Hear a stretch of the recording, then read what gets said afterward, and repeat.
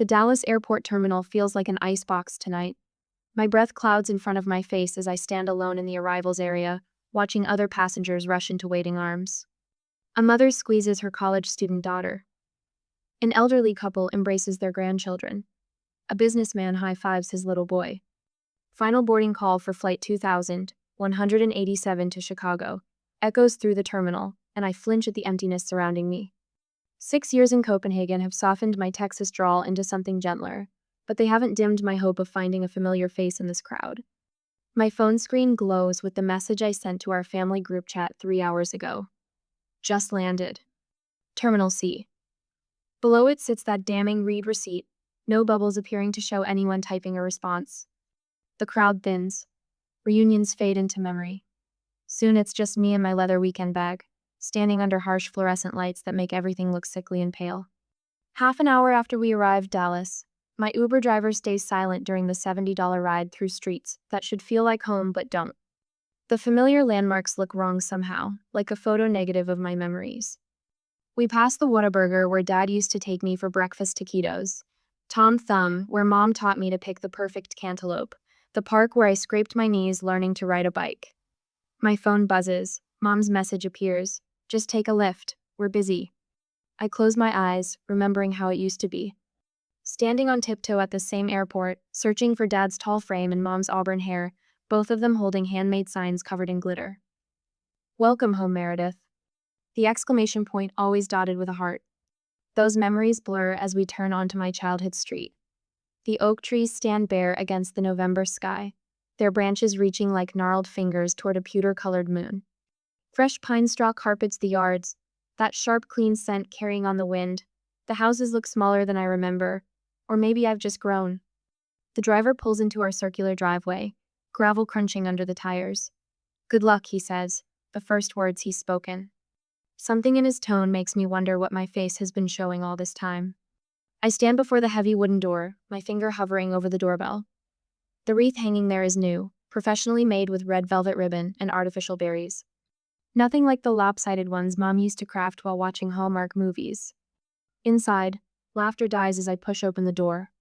The dining room table stretches before me, every chair occupied, wine glasses catching light from the chandelier. No empty seat waits. No place setting remains unclaimed. Aunt Ruth's head snaps up, her lips curling. Look who finally showed up. Cousin Caleb doesn't even glance my way, focused on cutting his meat. Nobody missed you anyway. Mom appears at my elbow, her voice barely a whisper. Just don't ruin the evening. My hands clench around the strap of my bag as memories flood back. The scholarship letter that changed everything. Copenhagen Design Institute's logo crisp against white paper. How proud they'd been at first. Dad bragging at his law firm about his daughter studying abroad. Mom telling her garden club about European architecture and sustainable design. But pride curdled as weeks became months, months became years. Each missed wedding, each skipped baby shower, each absent birthday somehow my fault. Never mind that they never visited. Never mind that FaceTime calls went unanswered. Never mind that my achievements abroad met silence. I find myself in the kitchen, eating cold mashed potatoes straight from the Tupperware. Voices drift through the swinging door. She thinks she's better than us now. Aunt Ruth's voice drips with disdain. All that time with those Europeans. Uncle Rick's response sounds like he's discussing something rotten. Gather round for the family photo, Mom calls out. I step forward, but Uncle Rick waves me away. You've been gone so long we forgot you were family, he jokes. Everyone laughs. I set down the Tupperware, my appetite vanishing like my breath in the airport's chill. The sound of their laughter follows me to the door, but no one calls out to stop me. No one asks where I'm going. The wreath swings as I pull the door shut behind me, its perfect red bow mocking everything a homecoming should be. Outside, the moon hangs lower now, casting long shadows across the driveway. My breath fogs in front of me again, but this time I welcome the cold. It matches everything inside.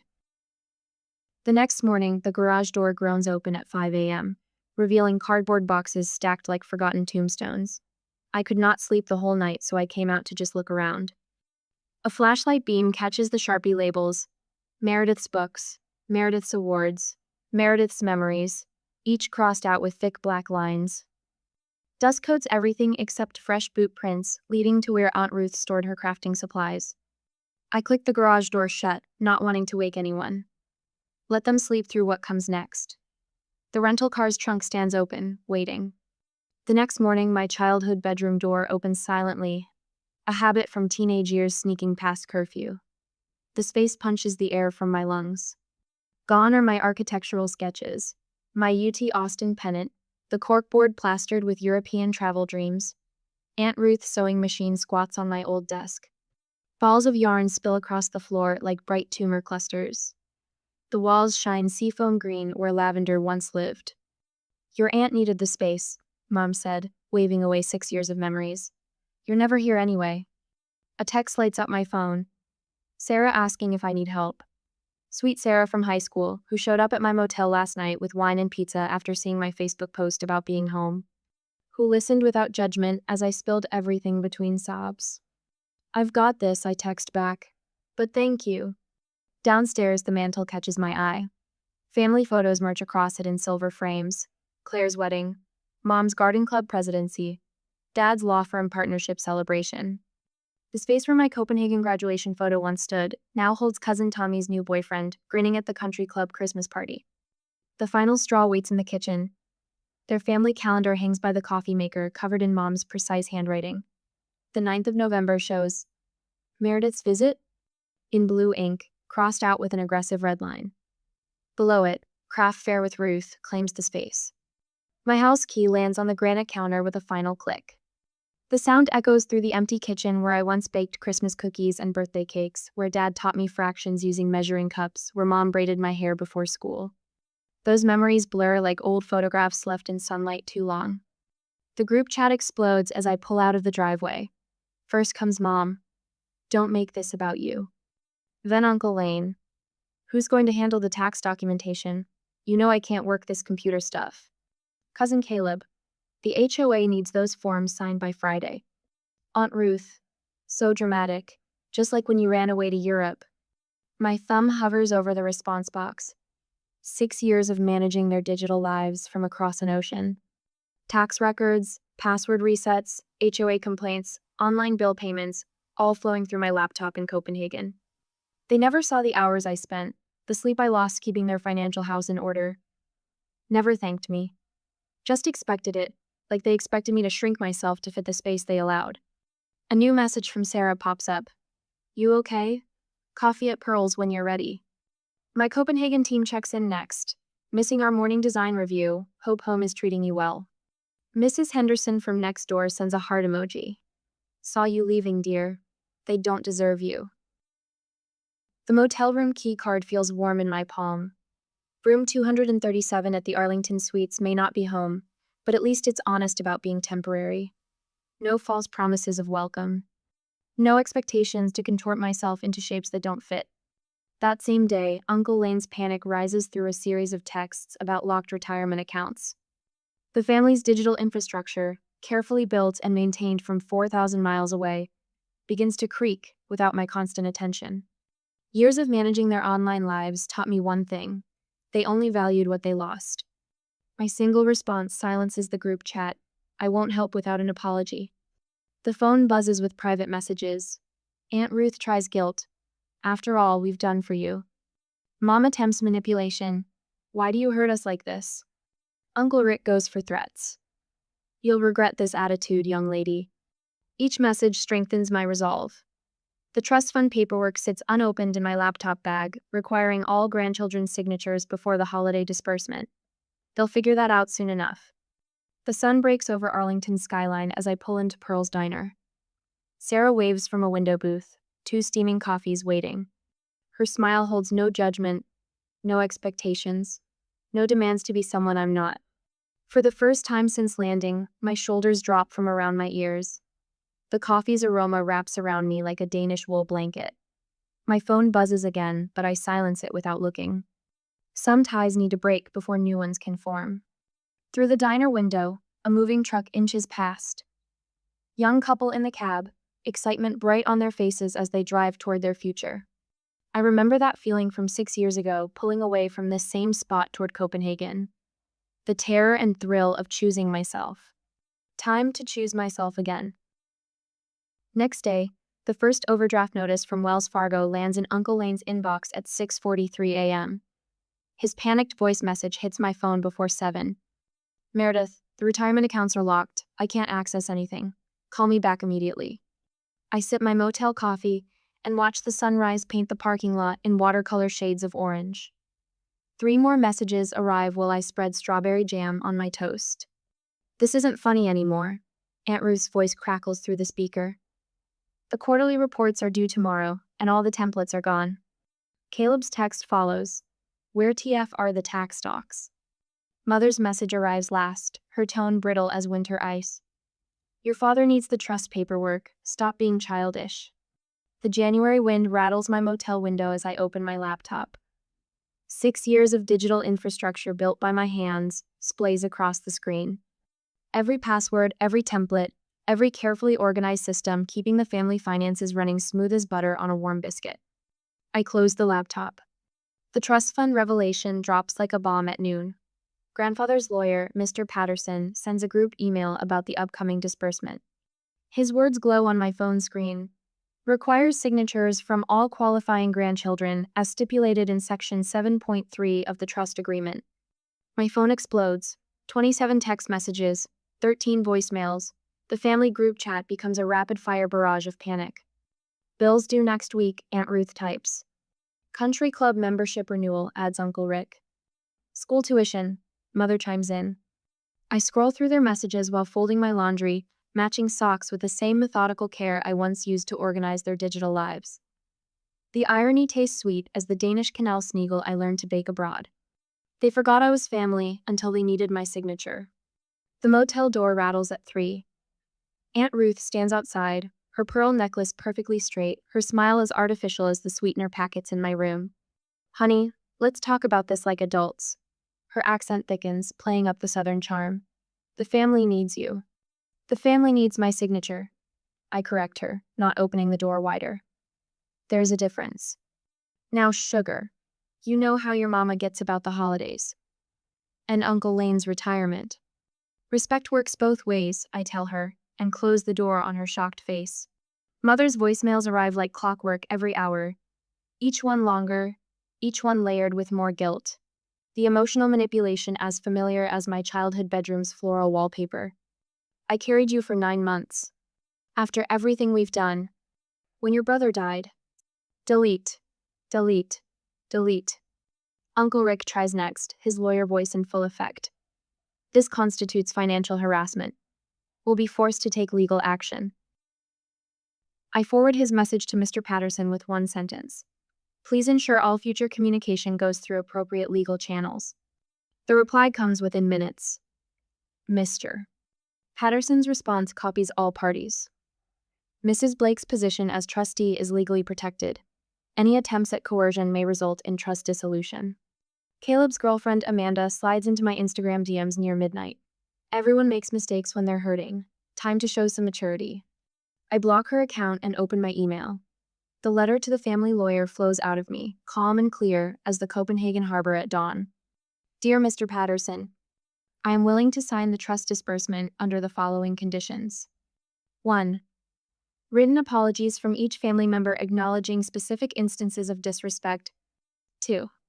Agreement to attend monthly family therapy sessions for minimum 6 months. 3. Professional mediator present at all future family financial meetings. 4. Written agreement to maintain appropriate boundaries and communication. These terms are non-negotiable. Regards, Meredith Blake. My thumb hovers over the send button. Grandmother's tearful voice echoes in my memory. Family should always forgive. But forgiveness without change is just permission. I press send. The response comes from my Copenhagen team first. Eric's video call lights up my screen, his familiar face warming the cold motel room. The Oslo project can be managed remotely, he says without preamble. Stay as long as you need, or come home to us. Your choice. Home. The word settles in my chest, solid and real as the Danish brick buildings I've grown to love. Sarah's text arrives next. Thanksgiving at my house this year. Chosen family only. No guilt served with these sweet potatoes. My design clients fill my inbox with messages of support. The developer in Austin. Take all the time you need. We trust your vision. The restaurateur in Houston. Family boundaries are healthy boundaries. We respect that. I spread my documents across the motel desk, everything in perfect order. The passwords they need, the templates they've lost, the systems they can't access. 6 years of playing digital atlas, holding their world on my shoulders. The motel coffee maker drips steady rhythm as I update my professional portfolio. A message from a local design firm lights up my phone. Saw your work in Copenhagen. Available for consultation? Uncle Lane's retirement accounts remain locked. Aunt Ruth misses her filing deadlines. Caleb's tax documents stay tucked away in folders he can't access. The family finances crumble like old cornbread without my silent support. Mother's last message comes as winter sunset paints the motel walls gold. What do you want from us? The answer rises clean and clear as morning light on Copenhagen canals. The same thing I've always wanted, I type. Basic respect. I press send and walk to the window. The Texas winter wind still carries hints of home, but it doesn't hurt like it used to. In the distance, bare oak trees stand strong against the darkening sky, their branches reaching up, not out. My phone buzzes. The family lawyer's response appears. Terms received, I'll convey to all parties. Well done, Miss Blake. I don't reply. Some silences speak louder than words. A final text lights up my screen. Sarah. Made up the guest room. Doors open whenever you're ready. Outside my window, a cardinal lands on the bare branch of a parking lot tree. His red feathers bright as revolution against the winter gray. He doesn't look back as he takes flight, and neither do I. Next week, the law firm's granite conference table stretches before me like a judge's bench. Mother's attorney slides another stack of papers across its polished surface, his Mont Blanc pen extended like a peace offering. Just sign here, Miss Blake. We can resolve this today. I lift the first page, noting the header. Petition for emergency access override. The familiar Blake family crest watermark catches the morning light. Father had a design when his firm hit 7 figures, back when appearances meant more than authenticity. This is the 3rd revision. My voice carries the calm certainty I learned in Copenhagen boardrooms. The answer remains no. His television commercial smile cracks. Your family only wants what's fair. Access to their own accounts. Their accounts, I tap the paper, that I set up, that I organized, that I managed for 6 years while living across an ocean. A notification lights up my phone. Uncle Lane's retirement portfolio has dropped another 12%. The message from his broker asks about accessing the backup documentation I archived. Documentation that would take weeks to recreate without my digital filing system. Your cousin Caleb is facing significant IRS penalties. The lawyer leans forward, his Texas twang thickening. Surely you don't want that on your conscience. My laugh startles us both. My conscience? Where was his conscience during Thanksgiving dinner? The leather of my chair creaks as I stand. Mother's silk scarf lies abandoned on the table, dropped during her tearful exit an hour ago. The Hermes pattern swirls with horses she'll never ride, a status symbol more than a memory. Tell my family this, respect isn't negotiable, neither are my terms. The January sun throws long shadows across the parking lot as I leave the firm's glass tower. Another notification. Aunt Ruth's latest social media post about her ungrateful niece destroying family unity. The comments beneath it spark an unexpected warmth. Boundaries are healthy, Ruth. Maybe ask why she needed them? Proud of you, Meredith. Standing up to family is the hardest thing. Remember when you excluded her from the Christmas photo? Karma exists. My former Sunday school teacher, 3 neighbors, and Mother's Bridge Club friends have all weighed in. The carefully curated image of Blake family perfection dissolves with each supportive comment. A text from Uncle Lane confirms the dominoes are falling. Had to cancel the Aspen house. Your aunt's not speaking to me. I picture their usual February ski trip, Aunt Ruth posting countless photos of perfect powder and appraised ski parties. Another crack in the social facade they've maintained since Patrick's death. Since they decided appearances mattered more than healing. The trust administrator's email arrives as I reach my hotel. Miss Blake, I've reviewed the documents. You are well within your rights.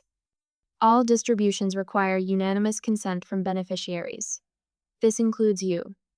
My fingers hover over the keyboard, remembering the day grandfather explained his decision. Money without morals corrupts Meredith. Watch how they handle it. His eyes, sharp despite the cancer, had held mine. You'll know what to do when the time comes. I closed the laptop, the administrator's confirmation unanswered. They'll learn about it soon enough. Just like they'll discover Aunt Ruth's business loan requirements, the missing quarterly reports I used to complete. Like Uncle Lane's locked retirement accounts and Mother's inaccessible party planning spreadsheets. The motel's room's desk faces west, catching the sunset that reminds me of Copenhagen's winter light. I open my design firm's latest project files, a sustainable housing development that would have made grandfather proud. Real legacy, not trust fund dependence. My phone buzzes again. Mother's number. The country club board meeting is tonight. Her voice wavers. I can't access the donor spreadsheets. The ones I created and maintained, that track every donation for the past 6 years? Don't be difficult, Meredith. This is my position on the line. Like my place at the table was on the line at Thanksgiving? Silence stretches between us, heavy with unspoken truths. Through the phone, I hear the familiar click of her pearls against teeth. Her tell when anxiety overcomes social conditioning. I didn't stop them. The words tumble out. When they excluded you. When they moved your things. When they pretended. No, Mother, you didn't. But the holiday gala planning starts next week. The committees need new leadership. I keep my voice gentle. Maybe it's time for change. After we disconnect, I watch the sun sink. Another notification lights up my phone, the family group chat exploding with accusations. Uncle Lane blames Aunt Ruth's social media crusade. Cousin Caleb threatens legal action. Mother's silence speaks volumes. I text Eric in Copenhagen, where morning light already brightens his studio. They're turning on each other. His response is immediate. Good. Let the truth do its work. My laptop screen glows with a new email draft. Subject line, Terms of Reconciliation. The cursor blinks, waiting for words that will reshape generations of dysfunction. Below it sits the announcement of my firm's expansion, ready to show them the power I've built without their networks, their connections, their suffocating support. I begin to type, each word a brick in the foundation of something stronger than family obligation. Something built on respect, not fear. On boundaries, not barriers. The final light fades from the Dallas sky as I write the opening line. True family is earned, not demanded. Here are my terms. 3 days later, the subject line in my inbox reads, Family Emergency Meeting Resolution. Below it sits a chain of stiff apologies, each one crafted with the precision of a corporate press release. Uncle Rick starts with whereas, like the legal documents he drafts. Aunt Ruth sprinkles hers with Bible verses about forgiveness. Mother simply forwards a quote about family bonds stretching but never breaking. My phone lights up with Caleb's latest text. Just sign the papers. Everyone said sorry. What more do you want? A winter storm rattles my motel window. Outside, tree branches bend under the weight of December ice, but refuse to break. The sight sparks something in me, a cold, clarifying anger that burns away the last wisps of guilt. I open my laptop and start a new email. The subject line, Requirements for Financial Document Access. My fingers fly across the keyboard, 6 years of swallowed words finally finding their voice. Each apology must be recorded on video and posted publicly to your social media accounts. No scripts, no lawyers, just truth. I pause, savoring the image of their faces when they read the next part. Mandatory family therapy attendance for 1 year. Documented by the therapist. My portion of the trust fund will be donated to Copenhagen's Youth Design Initiative, helping other students choose dreams over obligations. The reply comes within minutes, a FaceTime request from Mother. Her face fills my screen, drawn and pale beneath perfect makeup. Meredith Elizabeth Blake, you cannot be serious. The familiar tone that once made me shrink now bounces off me like hail on a windshield. That money is meant for family. Exactly. I lean closer to the camera. And family is meant for more than signatures on tax documents. Her eyes widen as understanding dawns. This isn't about the money. It never was. The family video call that evening feels like a board meeting where the CEO has lost control. Uncle Rick's face turns scarlet as I screen share their text history years of demands without gratitude. Aunt Ruth's mascara smears when I play back her voicemail about me being dead to them after missing her daughter's 3rd wedding. Let's discuss the September email thread. I scroll through messages about needing my digital expertise. Notice how the only time I'm considered family is when QuickBooks crashes? Caleb snorts. Someone's got a persecution complex. Someone's got a past due notice from the IRS, I counter, watching him deflate. Turns out those quarterly reports I used to file actually matter. Mother's voice wavers. We're trying to apologize. No. The word comes out soft but final. You're trying to regain access to accounts. There's a difference. The screen fills with overlapping voices, each one desperate to drown out truth with volume. I watch them spiral into blame, Ruth accusing Rick of mortgaging family property, Caleb revealing Mother's secret credit cards, years of financial codependency unraveling in real time. My phone buzzes with private messages. I'll double your fee, Uncle Rick. Think about your poor grandmother, Aunt Ruth.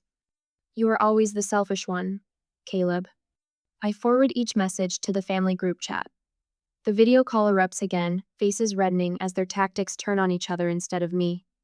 That trust fund could set you up for life, Mother tries one last time. I own a successful design firm in Copenhagen. The words taste like freedom. I haven't needed that money in years. I just needed you to see me. Silence falls like snow, thick and heavy.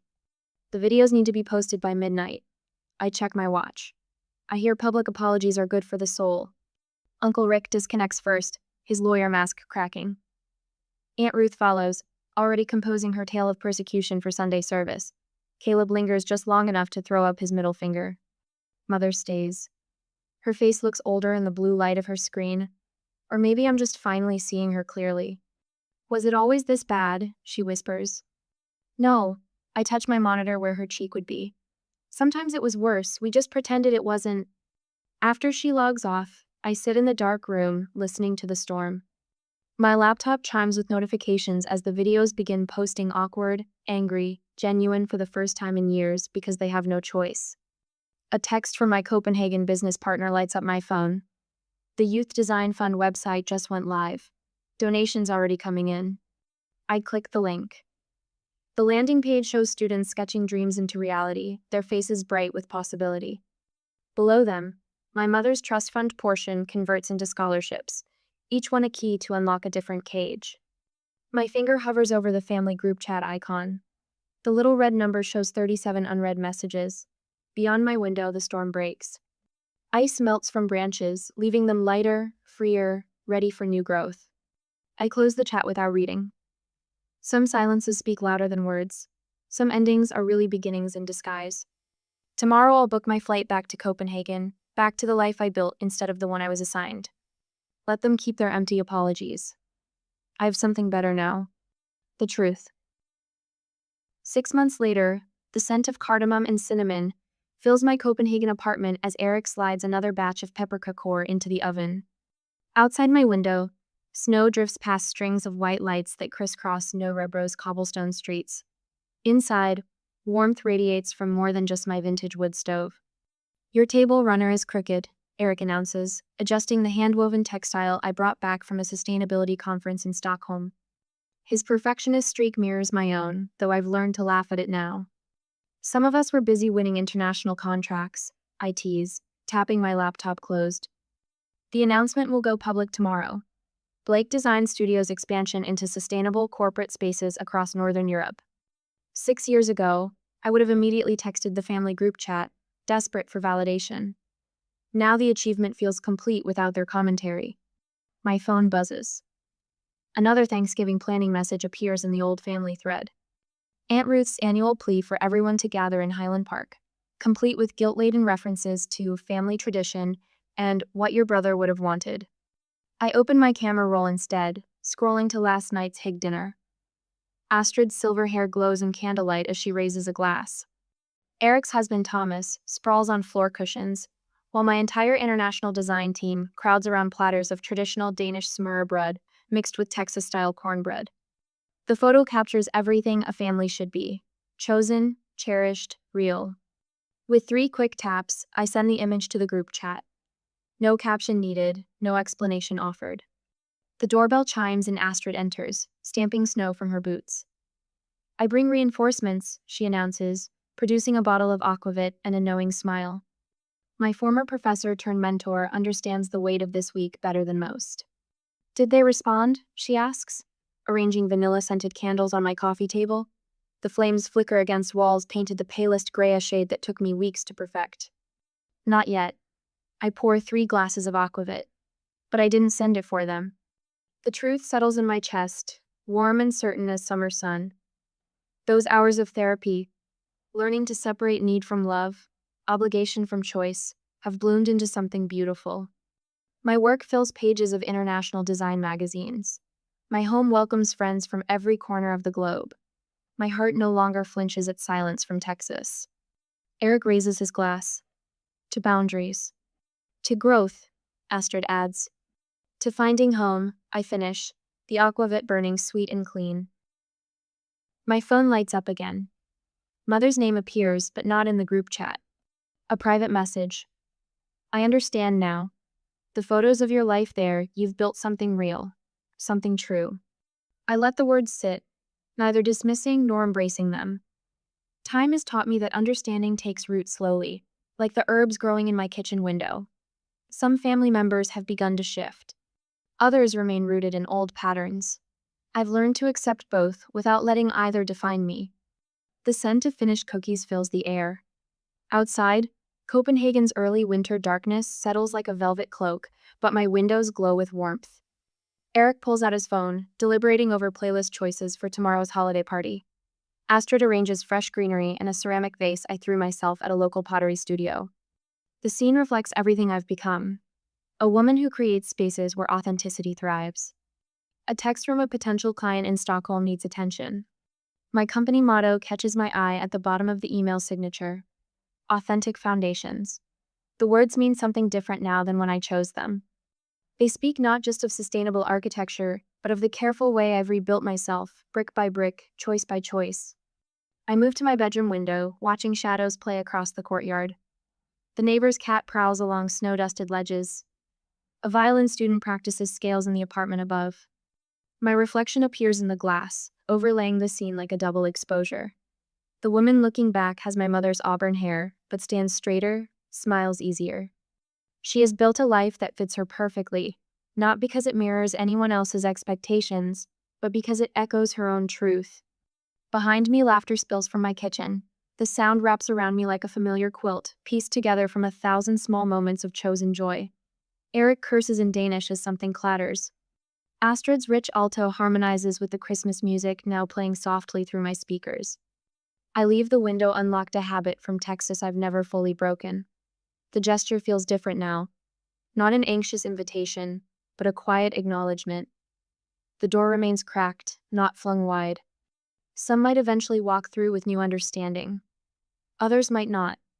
Either way, I stand complete. My design table holds plans for tomorrow's client meeting. The sketches show spaces that breathe, that welcome, that honor both roots and wings. In the margin, I've written a note. Home is not a place. It's a truth. The winter light fades outside my windows, but inside, everything glows.